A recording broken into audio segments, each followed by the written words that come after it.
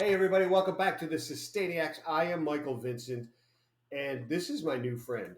And he's so new that I'm still learning how to pronounce his name. It's Ngoran Ngoran Blaise. Blaise, yeah, Ngoran Blaise. I did well. I did pretty good, yeah, you did, right? you did, you I did. did. I didn't do too bad. And you've got a new organization called ecoFriends, right? Yeah, that's right. And you're over in West Africa, Cameroon. Tell us. Welcome to the show, Ngaran. How are you, my friend? Thank you so much, Michael. Thank you so much. I'm doing good. Thank you for having me. So great. Yeah. It's fantastic, my friend. So tell us about ecoFriends and what you guys are doing there first. Okay, ecoFriends is a non-profit organization. Created a few years ago, as far back as 2022. Yeah, Yeah, motivated by enormous plastic pollution and environmental degradation, ongoing in the area.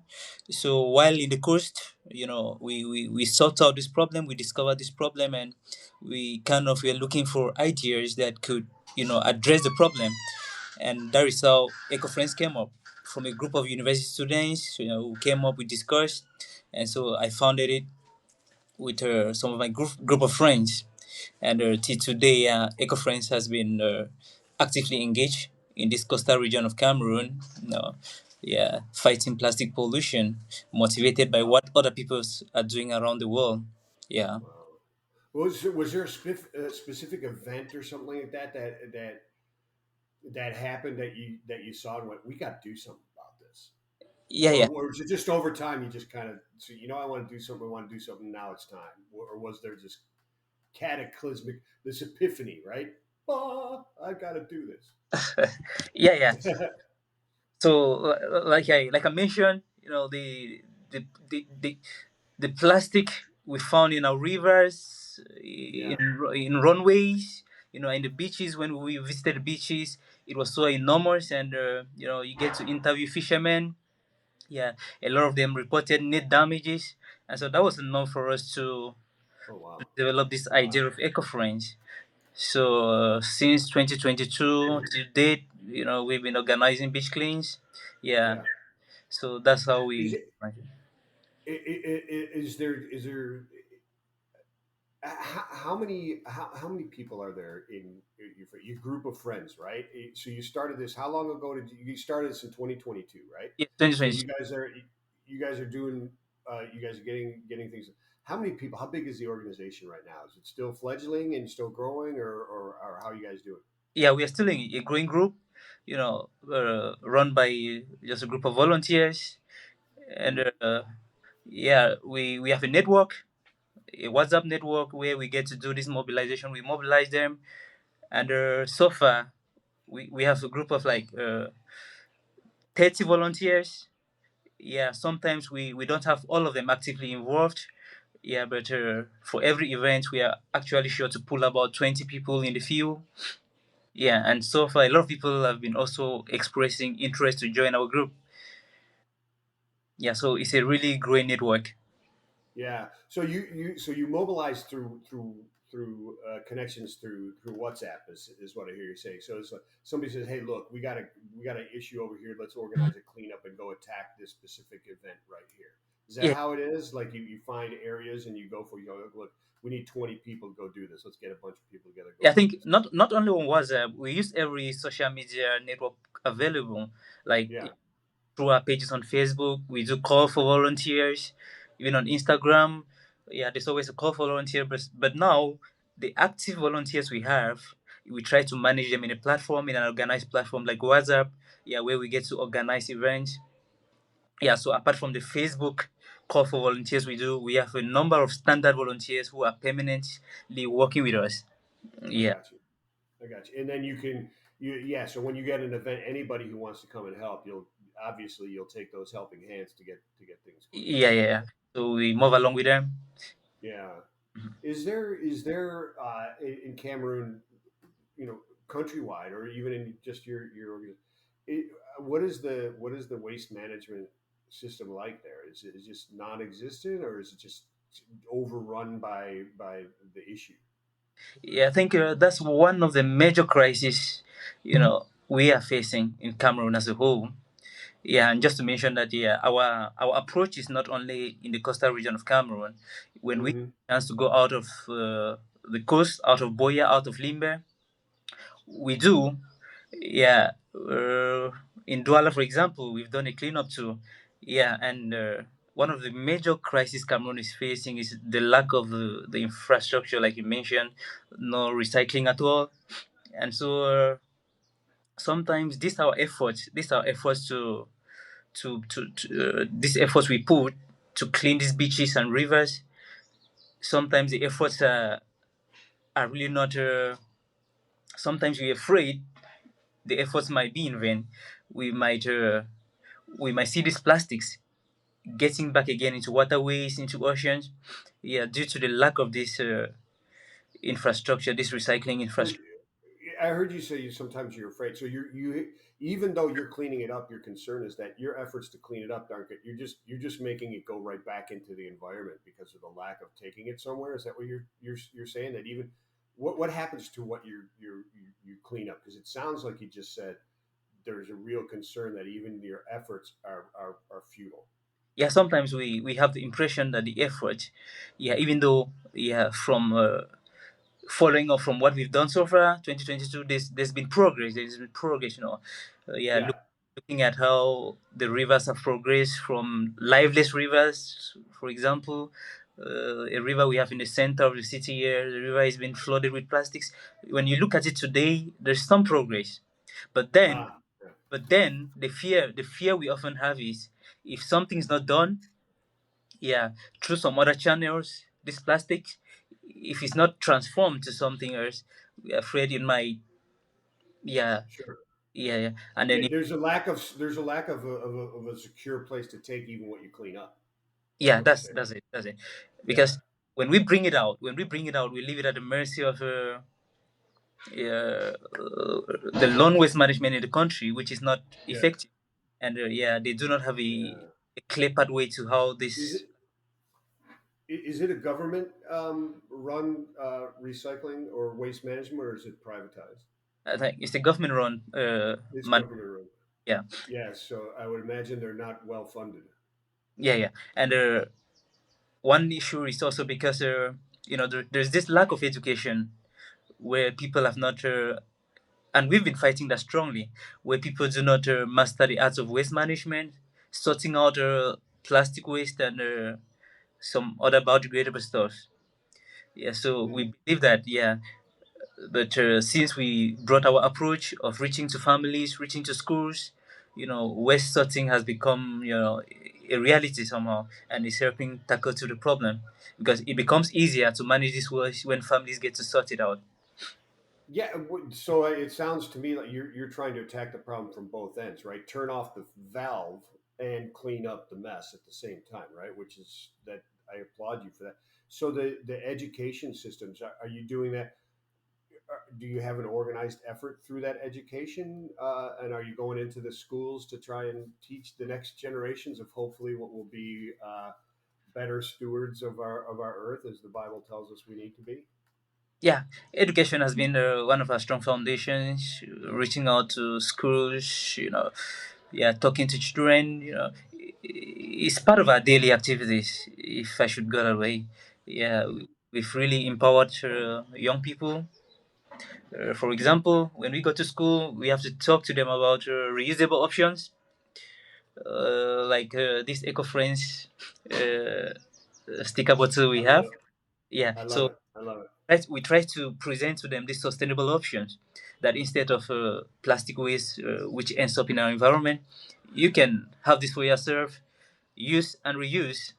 So through this project, which we were able to run, we were able to symbolically, after educating the children, we donate to them a few water bottles just as a symbolic gift.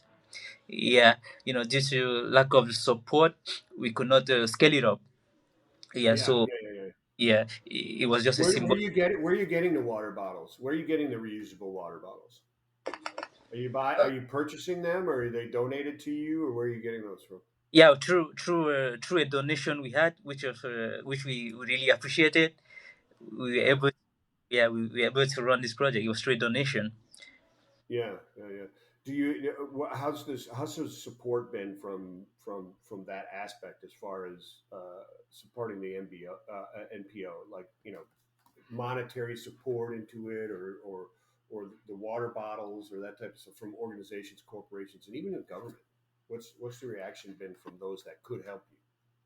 Yeah, I think so far we've only gotten a donation from from this organization that supported us in the bottle program.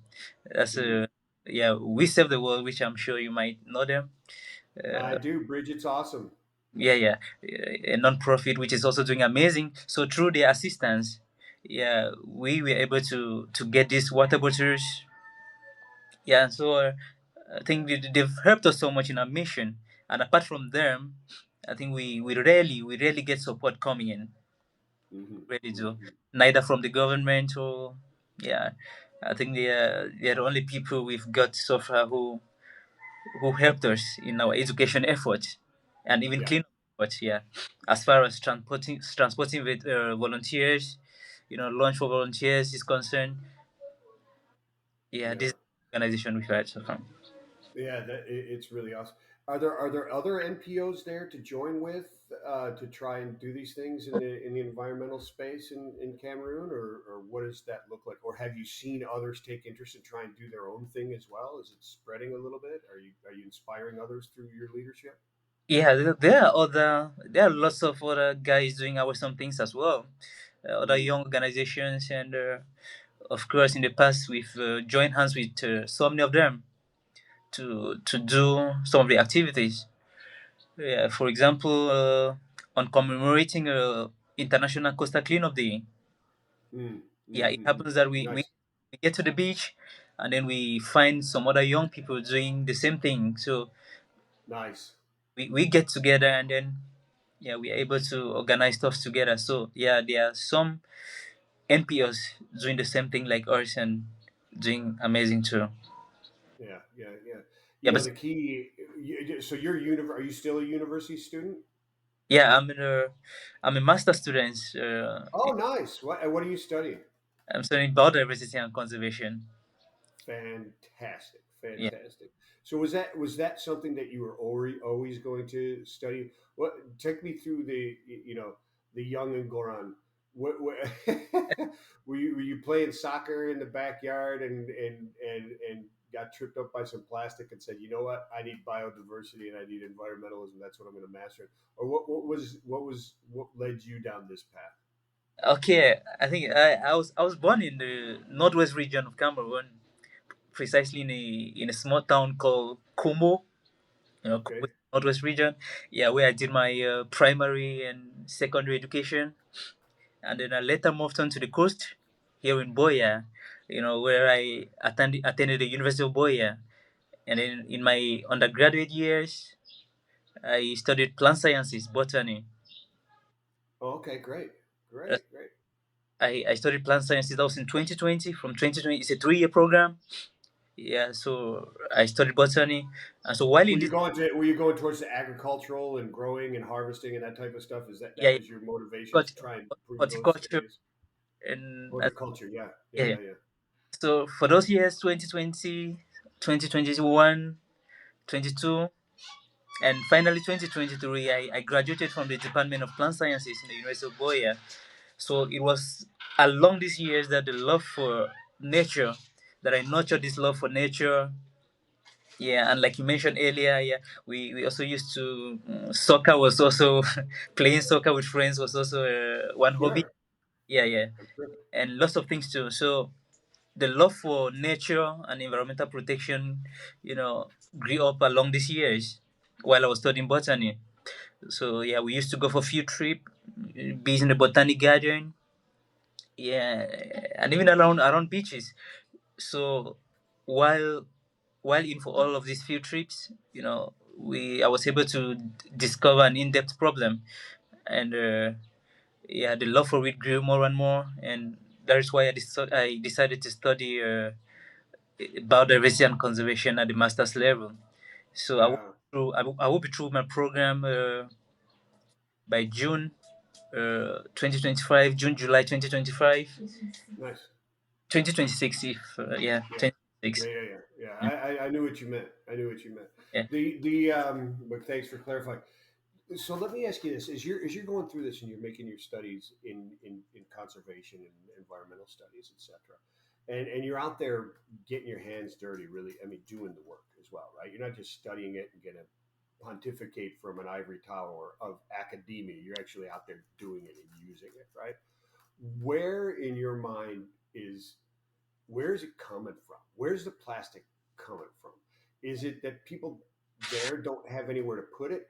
Is it you know in certain areas the plastic comes from other countries as well, right? Like the ocean currents bring it to these places, right? Like the United States along our coastal center, we don't have a major problem with plastics accumulating, but that's not because we're not producing it and getting it into the ocean.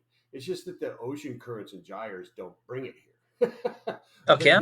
You know what I mean? So people are like, it's out of sight, out of mind, type of thing. You know, right? I don't see it affecting my backyard, therefore I don't need to worry about it. What is the concern there? Where do you see this coming? If we could just do this, is it really just having some place for it to go and managing the waste properly, or where's the valve? Where's the main production of this stuff? Do you have a sense of that, or is that still something you guys are looking for? Yeah, I think that apart from the fact that ocean currents, drive some of these plastics, because when we go for cleanup here, we see stuff that aren't necessarily made in Cameroon.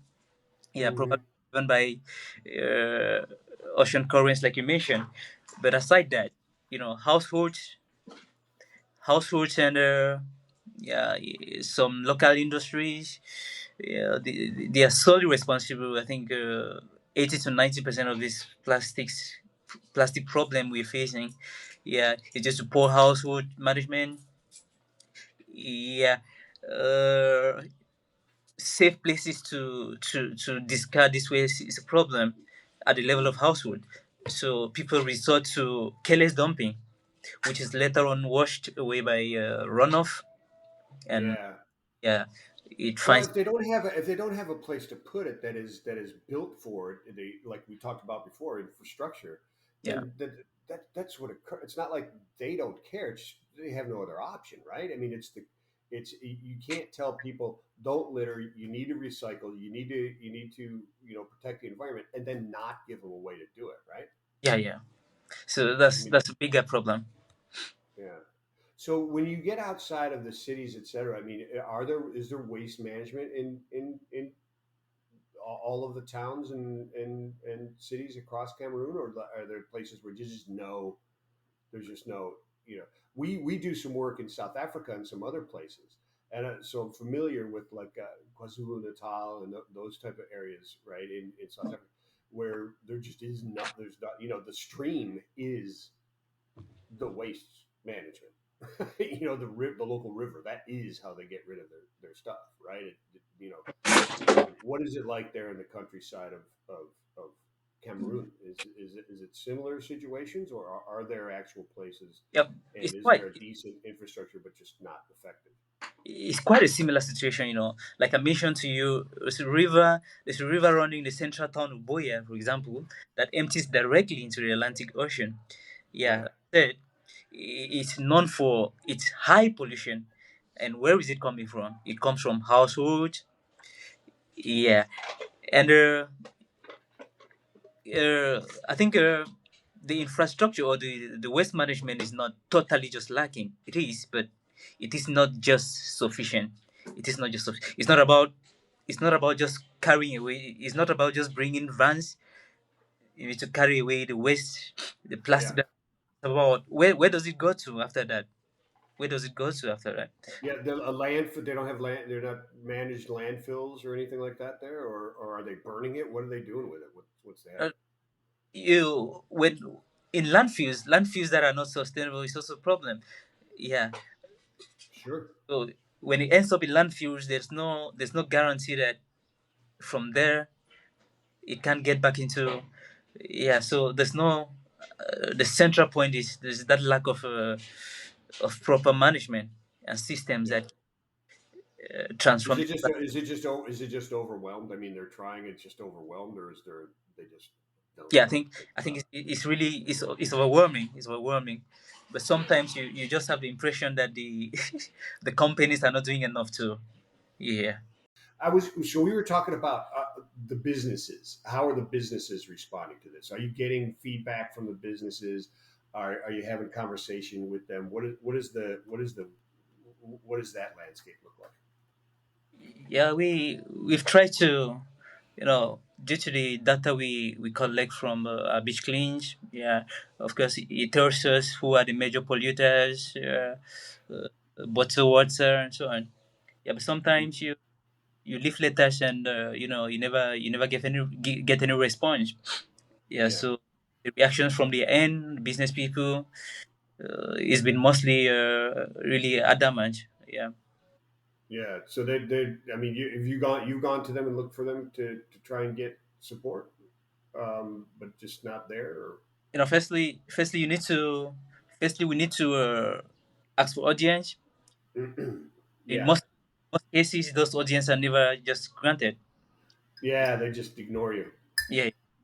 It's interesting to me, because like why wouldn't they embrace something like that?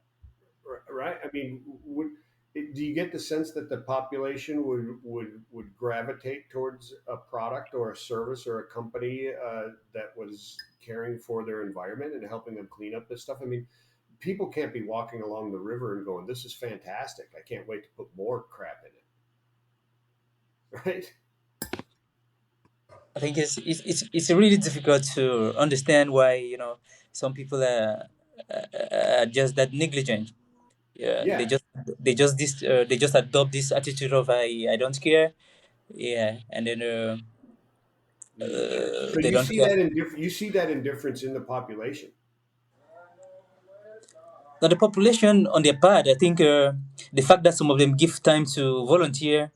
Yeah. Yeah, and the fact that schools, for example, they are welcoming.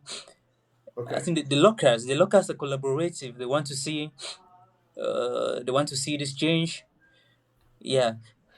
So the fact that they give their time already for to listen to us, to adopt a sustainable attitude.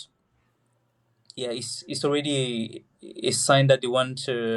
Yeah. Yeah, they Are want you some see, support.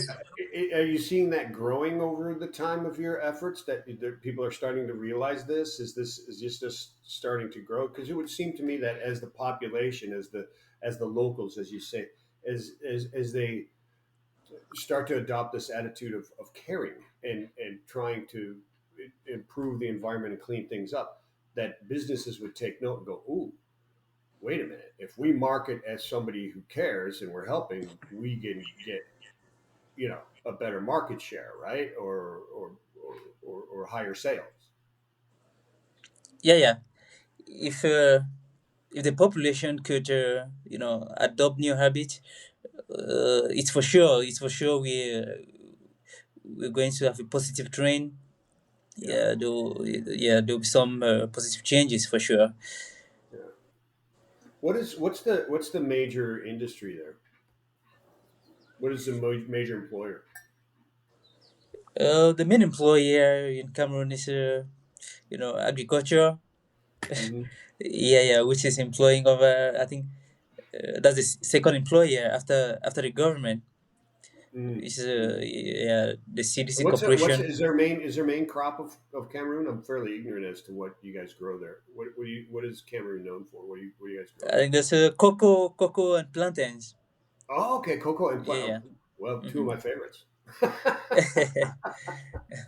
So you're growing cocoa. So going to the chocolate manufacturers like Nestle, et cetera, and that type of stuff. You Yeah, yeah, yeah. okay, great. Biscuits. Yeah, Hmm. yeah, yeah. So there are these secondary industries that generate the much plastics we are faced with. There's a lot of plastics that are coming out of that agricultural, right? That's what. Is Yeah, that there what you're is. talking? Yeah, yeah. Yeah, because And even why? Go ahead. Go ahead. even to grow the plantains, while it's still in the plantations, there's a process where there's need for they're enclosed into some wrappings for a while. Mm. Yeah, Yeah, so just that process alone produces a lot of plastics.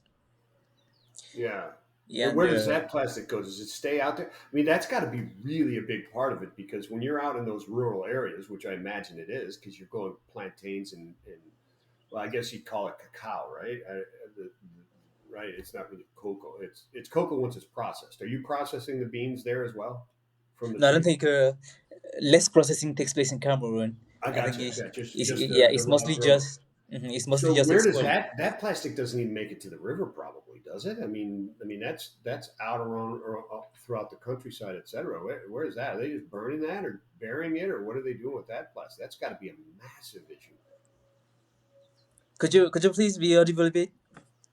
I'm saying when the plastics that are coming out of that agricultural manufacturing, right?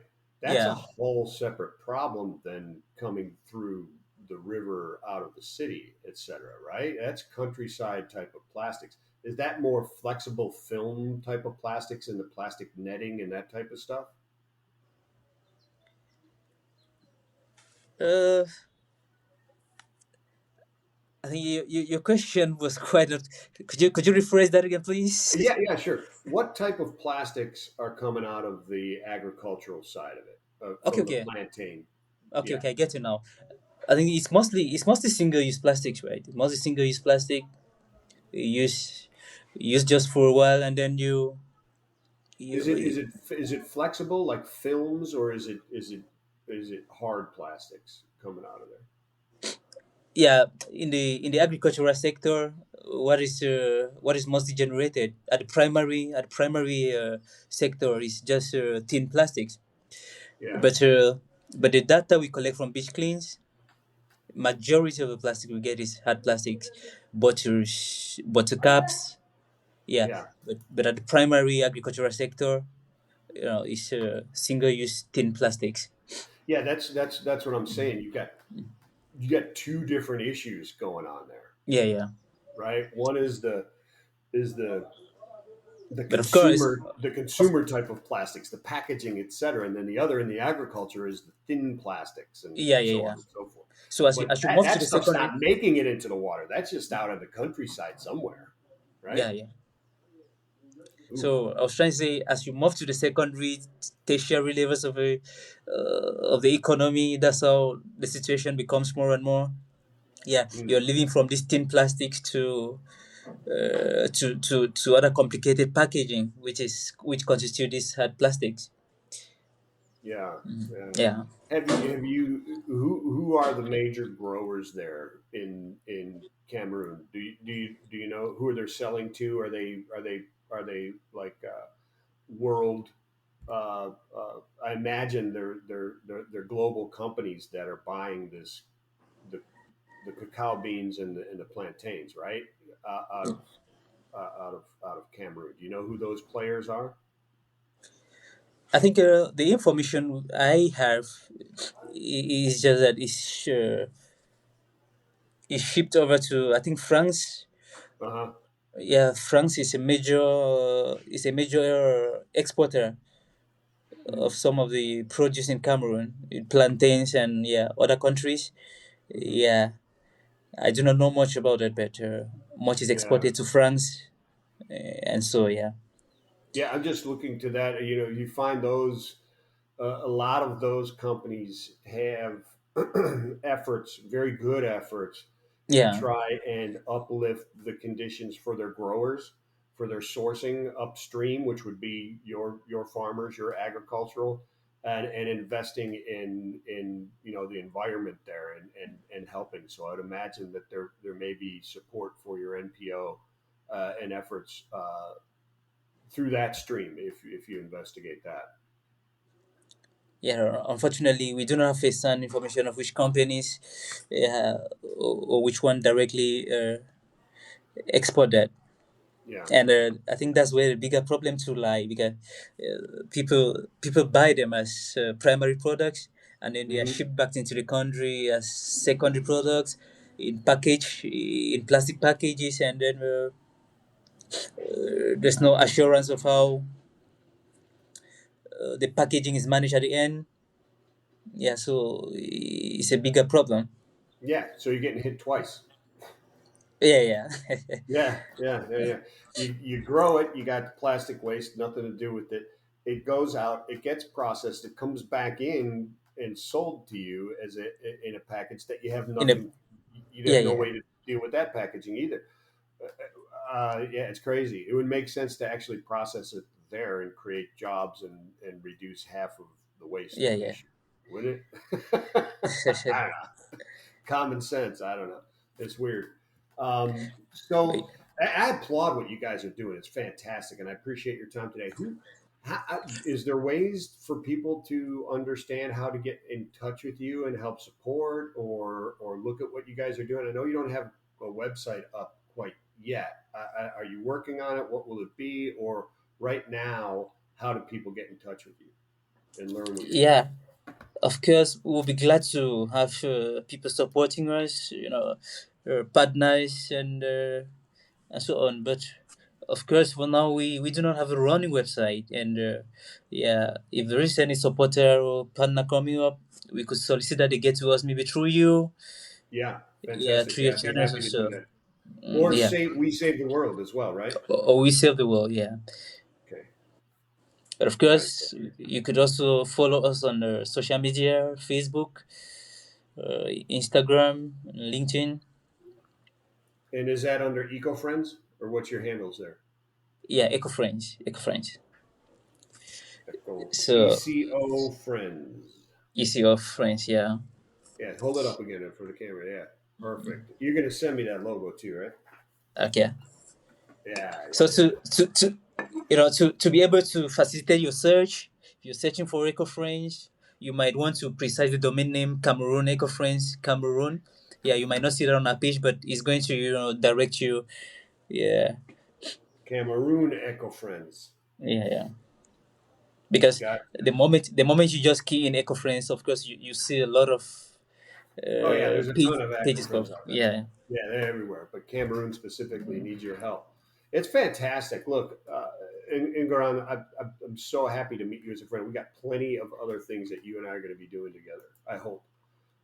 This is just the beginning. I hope people are watching this and interested in what's going on. It's really uh, a difficult situation to watch, um, and there's so many places that need this help, and we can solve so many issues with this. This is my mission: is creating jobs and cleaning up the environment, right? Uplifting everybody through those two things, and that's what you guys are doing. I love it. I love it. We'll yeah. Thank you so hopefully much. we'll do great things together, my friend. Yeah, thank you, Mike. So yeah, with support and a recycling system available, it helps us scale up. It helps us scale up our activities to a much different level. And you have people doing this thing. Yeah, it'll be great. It is great. Thank you so much, my friend. Everybody, thank you for downloading and watching and listening to Sustainiacs. I'm Mike Vincent. He's Ngoran Blaise, and they're eco friends. Cameroon eco friends. Look at them. Find them on Facebook, on Instagram. Are you guys on TikTok as well, on X or any of Yeah, that? we are on TikTok Okay, great. as So EcoFriends find Cameroon. them. Yeah, Right on. Cameroon, Eco Friends Cameroon. Check it out. And man, reach out to me as well. And I'll hook you up with Ingran and hopefully we can help support this thing. Peace and love, everybody. Peace and love, Ingran. Thank you so much. thank you so much, Michael. Thank you so much. I'm grateful. Bye.